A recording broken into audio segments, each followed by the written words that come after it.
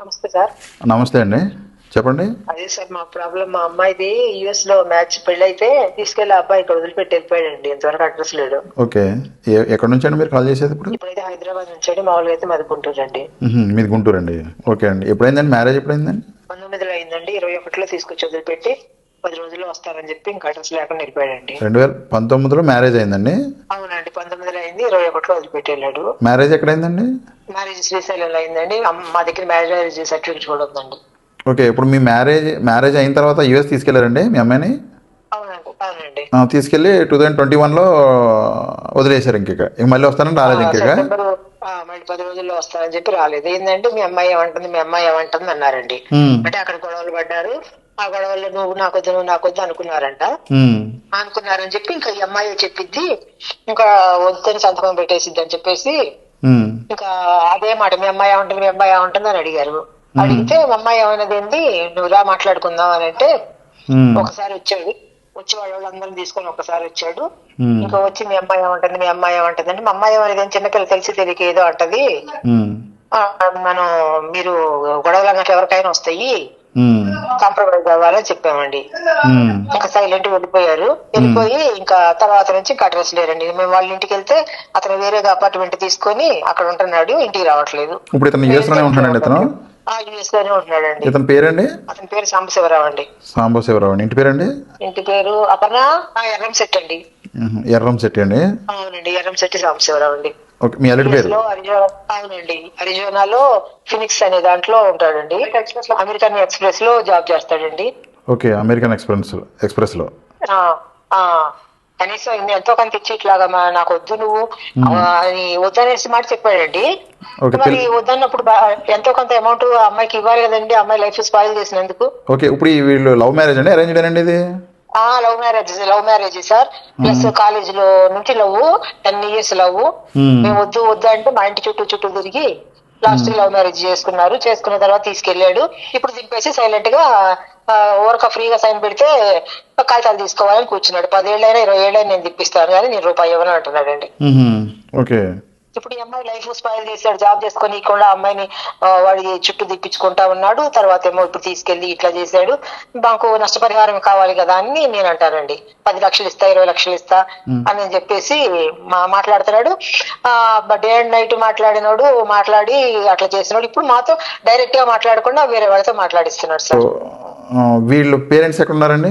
వాళ్ళ పేరెంట్స్ గుంటూరులోని కొప్పురా ఊరండి. ఫాదర్ లేరు, మదర్ ఉన్నారు. ఇద్దరు అక్కలు, 2 బావలు ఉన్నారు. వాళ్ళకందరికి ఫస్ట్ నుంచి ఇష్టం, కానీ అబ్బాయికి ఇష్టమే చేసుకున్నాడు. ఇప్పుడు ఆ అబ్బాయికి ఈ అమ్మాయికి అక్కడ ఎవరో ఒక అమ్మాయితో తిరుగుతున్నాడని ఈ అమ్మాయికి తెలిసింది సార్. ఇప్పుడు మీ ఇద్దరిది వాళ్ళది మీది సేమ్ కమ్యూనిటీ అండి? కాదండి, సేమ్ కాదండి. ఓకే. ఓకే. సేమ్ కాదండి, అందుకే ఇంట్లో ఒప్పుకోలేదు. ఓకే. ఏంటి అతను అబ్బాయిది ఏ క్యాస్ట్ అండి? అతను నాయుడు అండి, మేము రెడ్డిస్ అండి. అతను నాయుడు అండి, కాపులు. అవునండి. ఓకే. అయితే ఇప్పుడు మీరు కంప్లైంట్ ఏమైనా చేశారా స్టేషన్లో?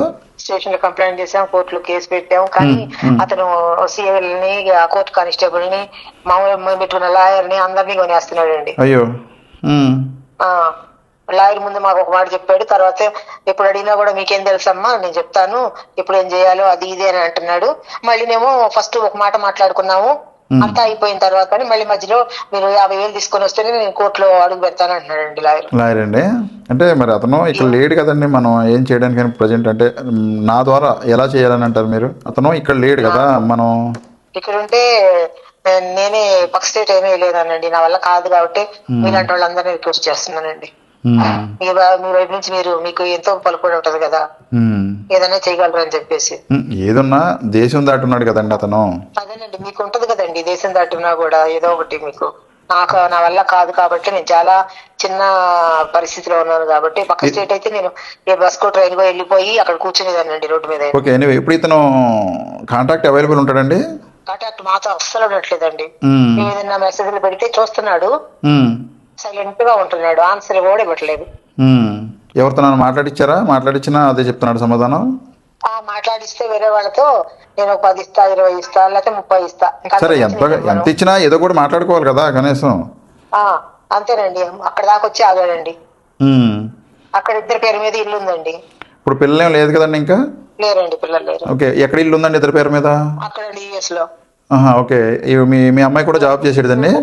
లేదండి, చేయలేదు. ఫోటోలు పెట్టాను చూసారు కదండి సార్, వచ్చేటప్పుడు మా అమ్మాయి ఆ పరిస్థితిలో ఉందండి. అందుకని ఆ అమ్మాయి అక్కడ పోలీసులు పెడితే అసలు మాకు ఈ బాధలు తప్పయ్యి అక్కడ అమ్మాయి ప్రజెంట్ ఆ అమ్మాయి ఏమనుకుందంటే ఇక్కడికి వచ్చి నేను ఏ మొహం పెట్టుకుని రాను, ఇలా లవ్ మ్యారేజ్ చేసుకున్నాను కదా, పేరెంట్స్ అసలు మొత్తం విషయమే చెప్పలేదండి ఇక్కడికి వచ్చే వరకు మాకు. ఓకే. ఇప్పుడు నాకు ఫోటో పెట్టారు చూడండి, ఆడ మీ అమ్మాయినండి? అవునండి, అలా ఉందండి. పెళ్ళప్పుడు ఎలా ఉందో చూసారు కదండి, వచ్చినప్పుడు అలా ఉందండి. కావాలంటే రీసెంట్ ఇప్పుడు ఫోటో కూడా పెడతానండి.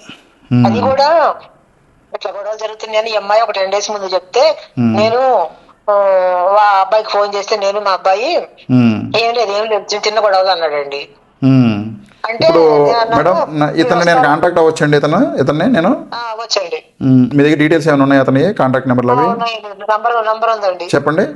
ఓకే అండి. ఓకే. ఎర్రంశెట్టి సాంబశివరావు వీళ్ళ ఫాదర్ పేరండి? రావండి.